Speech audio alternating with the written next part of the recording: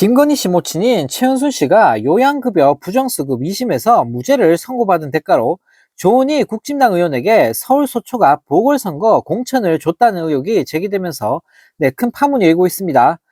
최은순 씨의 2심 변호를 바로 조은희 의원의 남편이 대표로 있는 법무법인에서 맡았다고 하는데요. 명 씨는 2022년 2월 8일 강혜경 씨와의 한 통화에서 서초의 1차 경선에서 누구든 과반이 안 넘을 거 아닙니까? 라며 만약 결선 투표를 가면 조은희하고 이혜훈 그렇게 했을 때 누굴 지지하느냐고 문항을 하나 더 집어넣어라 라고 지시했다고 하는데요. 또 같은 날 밤 통화에선 당에서 전화가 와서 여론조사를 돌리냐, 나중에 문제가 된다고 전화가 왔대 라며 오늘 조사한 것만 정리하면 된다 라고 말했다고 합니다.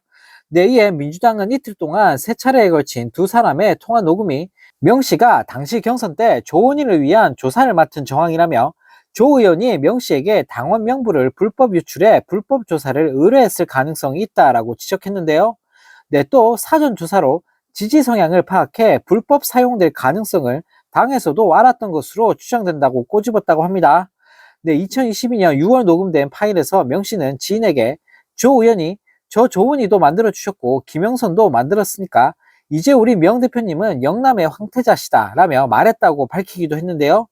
이에 민주당은 조 의원이 결선 없이 바로 공천이 확정된 게 윤 대통령 장모 무죄 성공 보수냐라며 강하게 비판했다고 합니다.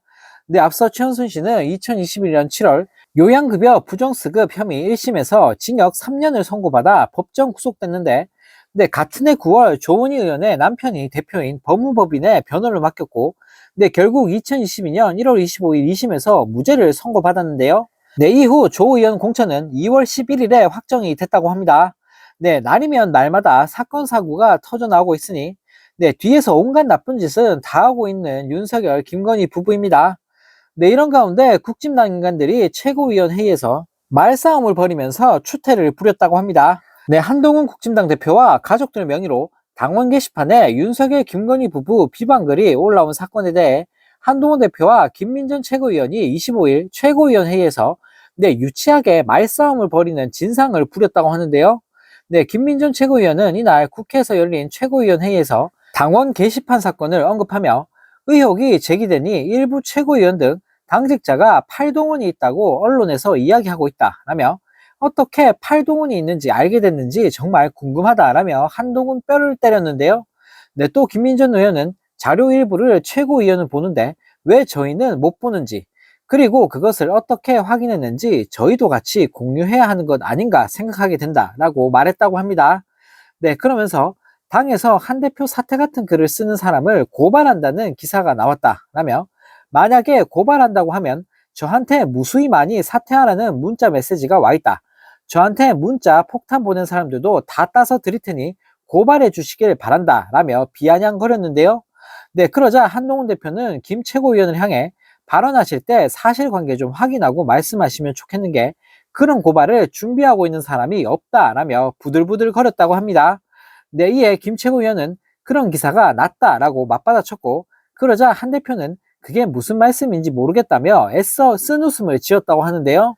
이 꼴을 보고 있던 친한계 정성국 조직부총장은 기사를 보고 이야기하냐라며 반발했고 신지호 전략기획부총장도 아이그라며 한숨을 쉬었다고 합니다.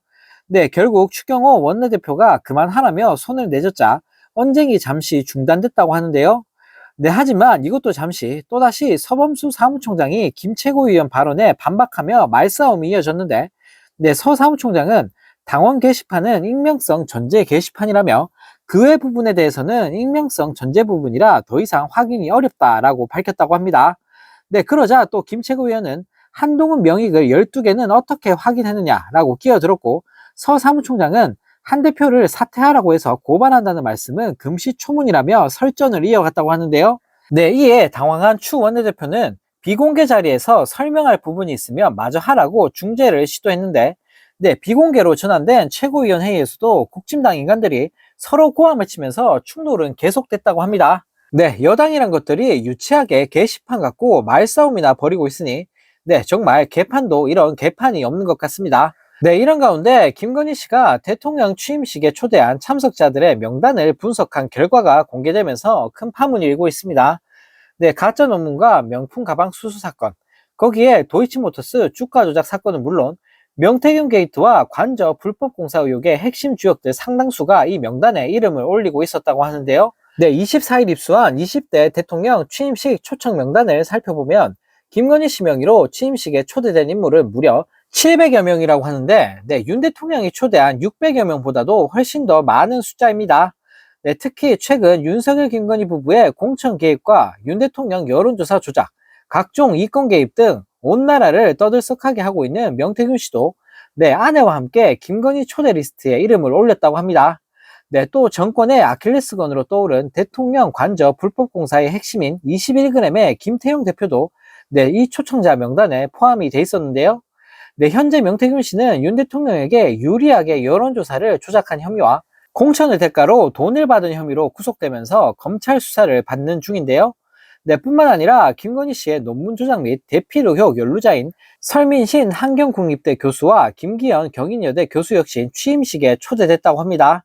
네, 더 기가 막힌 건 과거 검찰이 김건희 모녀가 23억 원대 수익을 올렸다고 밝힌 도이치모터스 주가 조작 관련자들도 대거 취임식에 초대받았다고 하는데, 네, 취임식 전달에 보석이 허가된 권오수 전 도이치모터스 회장은 빠졌지만 아내 안모 씨와 아들 권영민 도이치모터스 대표, 오모 이사가 초청자 명단에 올랐다고 하는데요.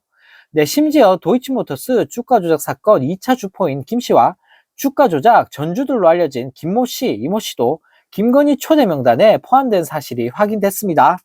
네, 또 김건희 씨 모친인 최은순 씨와 함께 349억 원이 은행에 예치된 것처럼 잔고증명서를 위조한 공범인 김모 씨도 함께 취임식에 초대가 됐는데요.